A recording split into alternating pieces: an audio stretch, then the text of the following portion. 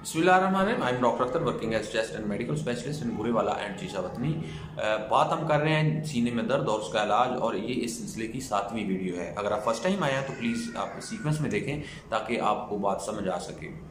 सीने में दर्द की बात कर रहे हैं, उसमें काफ़ी चीज़ें मैं कवर की हैं। अब इसमें मैं बात करना चाहूँगा कि पहले भी मैं बात कर चुका हूँ कि जब सोजिश होती है, स्पेशली सांस की नालियों के अंदर सोजिश होती है, उसकी वजह से भी शदीद किस्म का पेन होता है।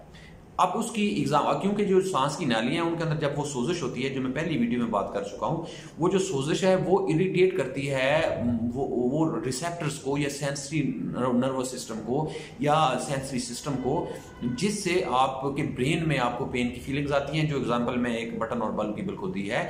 इसी तरीके से अब अगली बात है कि कौन सी बीमारियां हैं जो सांस की नालियों के अंदर सोजिश करती है। उसमें सबसे बड़ी एग्जांपल है एस्थमा की या सांस की नालियों की एलर्जी की, या जिसको दमा भी कहते हैं। दूसरी इसकी एग्जांपल है सीओपीडी, जिसको हम सीक्रेट का दमा भी कहते हैं। इसकी वजह से शदीद किस्म की सोजिश होती है। तीसरी वजह इसमें ब्रोंकिक्टेसिस है, एक ऐसी बीमारी होती है जिसमें बहुत ज्यादा मिकदार में बलगम पैदा होती है।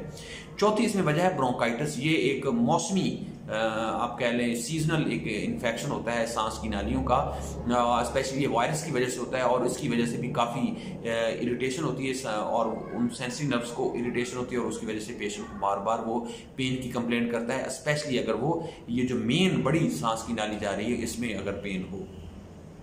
तो इसमें अगर एक आम आदमी को ब्रीफली में बताना चाहूँ तो इसमें इस तरह करके कि अगर किसी को प्रॉपर एस्थमा चल रहा है या सीओपीडी चल रहा है और वो उसको प्रॉपर उसने वो मैनेज भी कर रहा है और उसको उसके साथ पेन है, तो उसमें आपको ये समझना चाहिए कि आपका अभी तक वो प्रॉपर या तो केस डायग्नोज नहीं हुआ या वो प्रॉपर मैनेज नहीं हो पा रहा। और अगर आप उसमें पेन किलर लगा रहे हैं, जिस तरह पिछली वीडियो में बात की, तो इसमें वो आपके लिए आपको फर्दर आपके केस को कॉम्प्लिकेट करेगा, क्योंकि जितने भी पेन किलर्स हैं, जिसमें डाइक्लो है, जिसमें डिस्टीन है, जिसमें ब्रूफन वगैरह है, वो जो सांस की नालियां हैं उनको फर्दर ब्रोंकोकॉन्स्ट्रिक्शन करते हैं, उनको फर्दर सुकेड़ देते हैं, जिसकी वजह से जो आपका दर्द है वो ठीक होने की बजाय या 2-3 घंटे के लिए अगर ठीक होता है तो इस आपके जो सिस्टम को इसको फर्दर कॉम्प्लिकेट कर देता है, जिससे आपका फर्दर जो है सांस का मसला बढ़ता है और फर्दर आपकी जो है वो पेन बढ़ती है।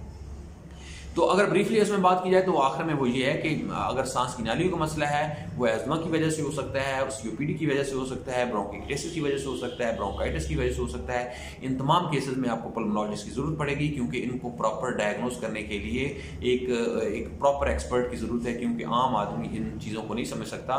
तो आपके लिए इसमें टेक होम मैसेज ये है कि अगर इसमें से कोई भी प्रॉब्लम है, आपको सीने में दर्द है, इसके अलावा अगर कोई नई बीमारी, तो पॉसिबिलिटी है इनमें से किसी एक होने की, तो आप दिखाएं और अपना प्रॉपर इलाज करवाएं। तो आपने नीचे कमेंट्स में ये बताना है कि क्या आपका इन तमाम बीमारी में से कोई प्रॉब्लम डायग्नोज हुआ है या कभी मिस हुआ है। अगर है तो आप नीचे कमेंट्स में लिखें। इसके अलावा अगर और कोई क्वेश्चन है तो मोस्ट वेलकम, आप बताएं, मैं कोशिश करूंगा कि आपको उसका रिप्लाई करूं। अल्लाह ताला आपको और आपके घर वालों का हमेशा